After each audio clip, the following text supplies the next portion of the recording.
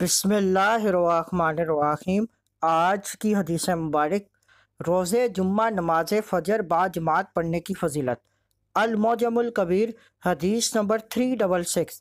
حضرت ابو عبیدہ بن جراح رضی اللہ تعالیٰ عنہ سے روایت ہے کہ سیدنا رسول اللہ صلی اللہ علیہ وآلہ وسلم نے فرمایا، یعنی سب سے افضل نماز روز جمعہ نماز فجر با جماعت پڑھنا ہے، اور مجھے رحمت خدا بندی سے امید ہے کہ جو جمعہ کے دن نماز فجر جماعت کے ساتھ پڑھے اس کی بخشش ہو جائے گی۔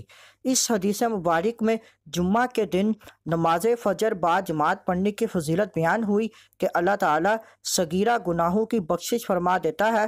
قرآن مجید اور احادیث نبویہ سے ثابت ہوا کہ نماز فجر میں دن اور رات کے فرشتے جمع ہوتے ہیں کہ یہ رات کے فرشتوں کی واپسی اور دن کے فرشتوں کی آمد کا وقت ہے، اور روز جمعہ کو اللہ تعالیٰ نے باقی دنوں پر برتری عطا فرمائی، لہٰذا اس دن بعد جماعت فجر پڑھنے والے کو عام دنوں سے زیادہ ثواب ملتا ہے۔